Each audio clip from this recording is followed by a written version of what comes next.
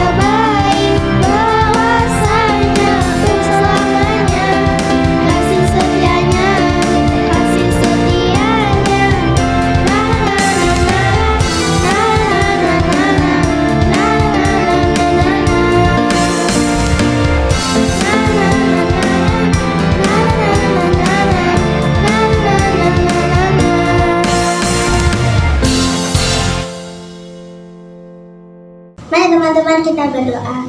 Tuhan Yesus, sebentar lagi kami akan mendengarkan firman-Mu. Berkatilah guru-guru yang akan mengajar kami. Dalam nama Tuhan Yesus, haleluya, amin. Shalom adik-adik sekolah minggu, selamat siang. Kita bersyukur di hari ini kita boleh beribadah secara online kembali. Biarlah kita selalu semangat, selalu sukacita, dan tetap setia beribadah. Nah, hari ini kita mau mendengarkan sebuah cerita yang kakak beri judul Tuhan Yesus memilih saya. Mari kita sampaikan sama-sama, kita sebutkan bersama-sama tema ini. 1, 2, 3. Tuhan Yesus memilih saya. Ayat bacaan kita hari ini terdapat di dalam Markus 1 ayat 16 sampai 20. Adik-adik yang sudah bisa membaca, buka Alkitabnya di dalam kitab Markus pasal 1 ayat 16 sampai 20. Di sana judul dari perikop adalah Yesus memanggil murid-murid yang pertama. Yesus memanggil murid-murid yang pertama. Kalau ada yang pertama, berarti ada yang selanjutnya dan selanjutnya. Nah, kita mau melihat ada berapa murid yang pertama kali Tuhan Yesus panggil untuk mengikuti Dia menjadi muridnya. Nah, sebelum kita mau masuk ke ceritanya, hari ini kakak punya kuis. Kuisnya sangat mudah untuk dijawab dan hanya satu. Kuisnya berhadiah 1 poin untuk menambah poin-poin berhadiah yang adik-adik sedang kumpulkan. Nah, pertanyaan dari kuis ini adalah berapa jumlah murid Tuhan Yesus? Berapa jumlah murid Tuhan Yesus? Sangat mudah bukan? Ya, adik-adik bisa menjawab kuis ini di kolom komentar atau live chat yang diaktifkan, live chat dengan format nama adik-adik, kemudian garis datar, kemudian jawabannya adik-adik. Jadi namanya adik-adik, kemudian garis datar, kemudian jawabannya adik-adik. Contoh, misalnya Kak Sonya mau menjawab ya. Kak Sonya akan menulis di kolom komentar atau di live chat, Kak Sonya garis datar. Misalnya Kak Sonya mau jawab 9 jumlah murid Tuhan Yesus misalnya ya. Jadi Kak Sonya tulis Kak Sonya garis datar 9. Adik-adik bisa memberikan jawabannya adik-adik dengan format yang sama ya.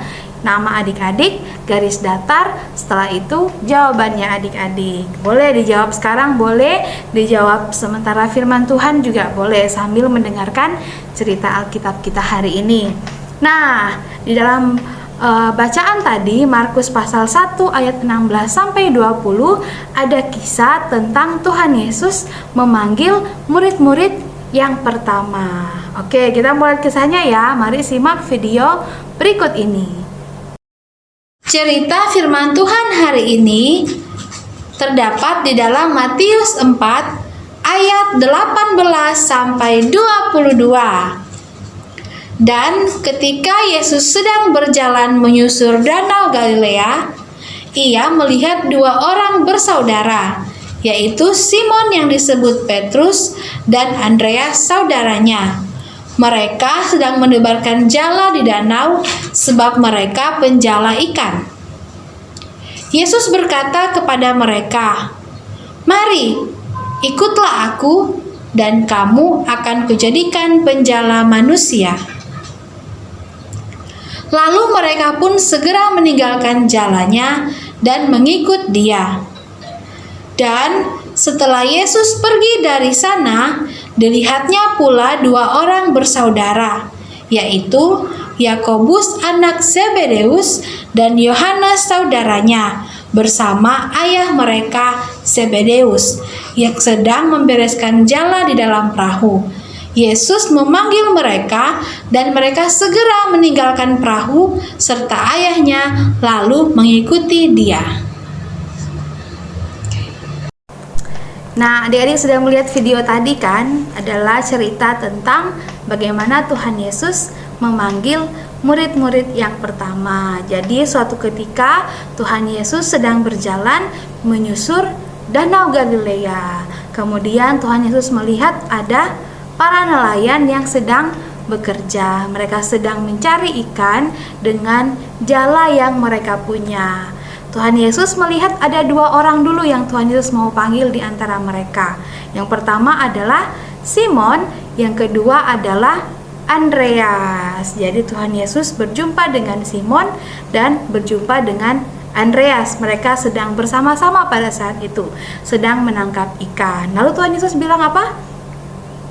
"Mari, ikutlah aku, sebab kamu akan kujadikan penjala manusia." Mereka langsung meninggalkan jalannya dan datang mengikuti Tuhan Yesus. Nah, kemudian Tuhan Yesus berjalan lagi bersama dengan Simon dan Andreas dan mendapati ada Yakobus dan Yohanes. Mereka sedang bersama-sama dengan ayah mereka ya. Dan kemudian ketika Tuhan Yesus memanggil, mereka menurut, mereka menjawab panggilan Tuhan dan mengikuti Tuhan Yesus. Jadi Tuhan Yesus mendapatkan berapa murid pertama? Yaitu 4. Ada Simon, ada Andreas, ada Yakobus dan Yohanes. Ternyata murid-murid yang pertama dipanggil ini ialah mereka berempat. Jadi dalam cerita ini ketika Tuhan Yesus memanggil murid-murid yang pertama, Tuhan Yesus memanggil Simon, Tuhan Yesus memanggil Andreas, memanggil Yakobus dan juga Yohanes. Nah, pada saat itu mereka sedang melakukan pekerjaannya sebagai penjala ikan. Atau adik-adik pasti mengenal istilah nelayan ya, nelayan atau penjala ikan. Itulah pekerjaan mereka pada saat itu. Nah, tapi Tuhan Yesus mempunyai rencana yang luar biasa untuk mereka. Tidak hanya untuk keempat orang tadi, tapi juga ke semua muridnya Tuhan Yesus nantinya. Tadi sudah ada di dalam kuis ya, ada berapa jumlah murid Tuhan Yesus. Nah, mereka semua dipakai Tuhan untuk melakukan sesuatu yang luar biasa, melakukan tugas yang mulia, tugas yang istimewa yang sudah Tuhan Yesus persiapkan. Nah, sebelumnya mereka adalah penjala ikan. Mereka mencari ikan, mereka menjala ikan untuk memenuhi kebutuhan kehidupan mereka.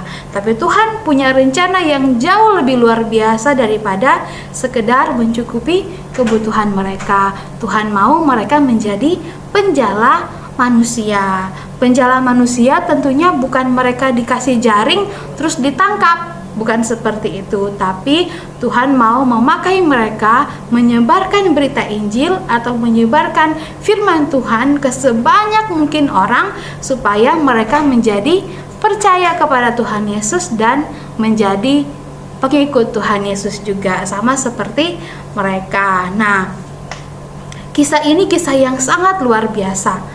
Dari kisah ini Tuhan Yesus mau memberitahu kepada kita pesan firman Tuhan yang sangat-sangat penting untuk kita anak-anak Tuhan. Apa saja pesan ini? Kita mau melihat. Yang pertama adalah Tuhan Yesus memilih orang biasa atau orang sederhana untuk melakukan pekerjaan yang luar biasa. Jadi Tuhan Yesus memilih orang yang biasa, orang yang sederhana untuk melakukan pekerjaan yang luar biasa di hadapan Tuhan. Apa tadi pekerjaannya? Yaitu menjadi penjala manusia. Nah, adik-adik harus tahu kalau pada saat itu pekerjaan sebagai nelayan adalah pekerjaan yang dipandang sebagai pekerjaan yang rendahan gitu. Jadi masih banyak orang-orang yang bekerja dengan pekerjaan yang jauh lebih baik. Mereka ada yang menjadi pejabat, kalau kita katakan di zaman sekarang mereka menjadi pegawai pemerintahan, tapi tidak pada saat itu dengan Simon, Andreas, Yakobus, dan Yohanes. Mereka orang-orang biasa yang dijumpai oleh Tuhan, yang ditemui oleh Tuhan Yesus untuk melakukan rencana besar dari Tuhan Yesus untuk dunia ini. Nah, ternyata Tuhan Yesus tidak melihat orang itu apakah dia orang yang hebat, apakah dia orang yang terkenal, apakah dia orang kaya, atau apakah dia orang yang jabatannya tinggi, apakah dia penguasa. Ternyata Tuhan Yesus tidak melihat seperti itu, tapi Tuhan melihat orang-orang yang justru sederhana, tapi mereka mau datang kepada Tuhan. Jadi itu pelajaran yang pertama dari kisah ini. Nah, pelajaran selanjutnya, apa pelajaran selanjutnya? Yaitu Tuhan Yesus menginginkan kesediaan kita apa adanya. Ya, Tuhan Yesus menginginkan kita bersedia dengan segala keberadaan kehidupan kita. Kita tidak harus menjadi hebat atau menjadi ahli dahulu baru mengikuti Tuhan, tapi Tuhan mau kita memulai dari apa yang kita bisa lakukan buat Tuhan. Jadi waktu Tuhan Yesus memanggil Petrus atau Simon Petrus dan Andreas, Tuhan kan tidak tanya, kamu keahliannya selain menangkap ikan apa, Simon? Kamu keahliannya selain menjala ikan apa, Andrea? Tuhan tidak katakan seperti itu. Tapi Tuhan bilang apa? Mari, ikutlah aku dan kamu akan kujadikan penjala manusia. Ternyata Tuhan tidak melihat orang itu sudah sehebat apa. Tapi Tuhan memanggil murid-murid tadi dengan segala keberadaan mereka. Mungkin mereka punya keterbatasan. Mungkin mereka waktu mereka bersekolah atau menjalani pendidikannya mungkin tidak tinggi, tapi mereka punya kesediaan. Mereka menyediakan diri mereka untuk dipakai oleh Tuhan, menjadi alat kemuliaan Tuhan. Mereka tidak menjadi ahli, mereka tidak menjadi hebat dulu baru Tuhan panggil, tapi Tuhan panggil mereka dengan keberadaan mereka saat itu. Dan luar biasanya apa?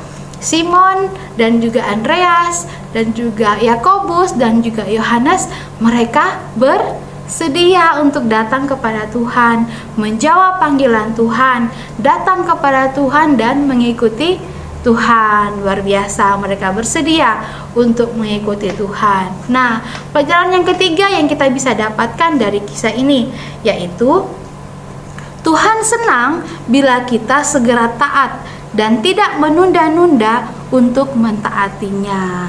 Kita melihat tadi ya, waktu Yakobus dan Yohanes dipanggil Tuhan, mereka langsung datang kepada Tuhan. Mereka tidak bilang, Tuhan tunggu, aku masih mau ini, masih mau itu. Tapi mereka langsung datang kepada Tuhan. Tuhan senang ketika mereka memberikan respon yang seperti itu.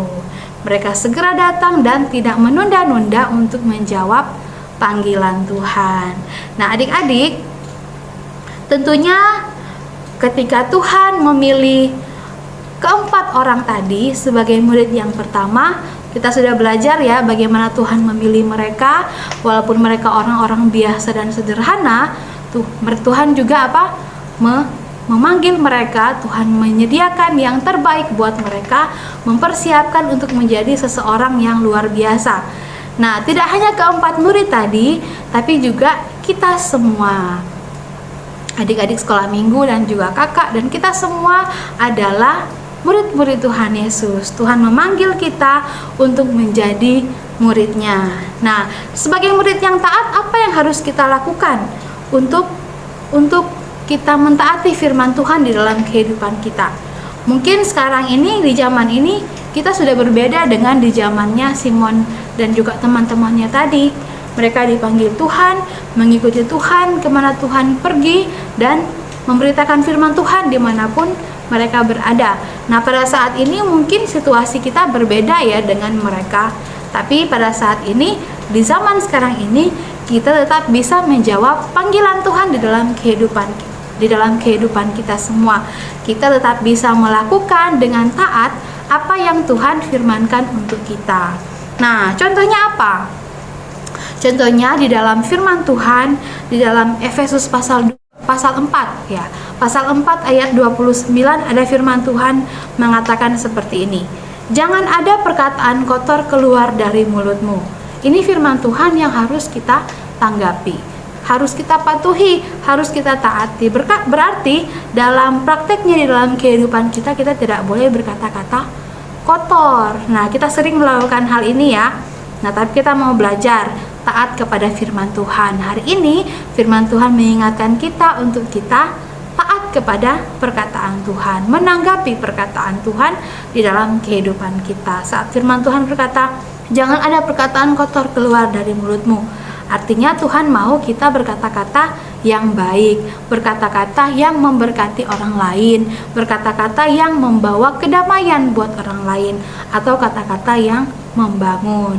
Nah, contoh lain lagi yang bisa kita lakukan untuk membuktikan bahwa kita ini taat kepada panggilan Tuhan di dalam kehidupan kita.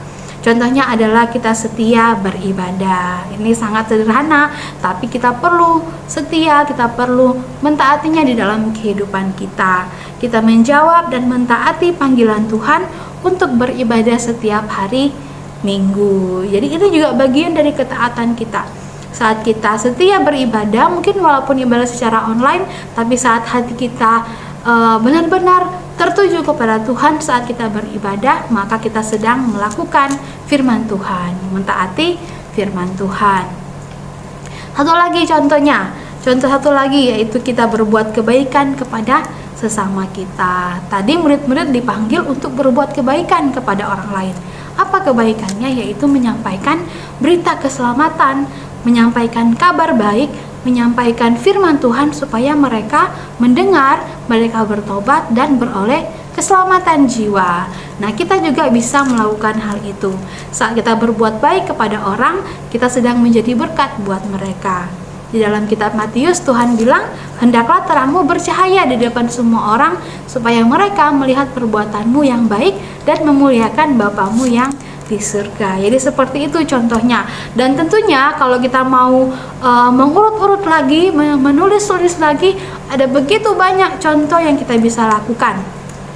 Ada begitu banyak contoh bagaimana kita mentaati panggilan Tuhan, mentaati firman Tuhan di dalam kehidupan kita. Adik-adik pasti tahu ya, pada saat orang tua kita menyuruh ayo kita sekolah minggu, itu juga bagian dari panggilan Tuhan melalui orang tua kita untuk mentaati firman Tuhan.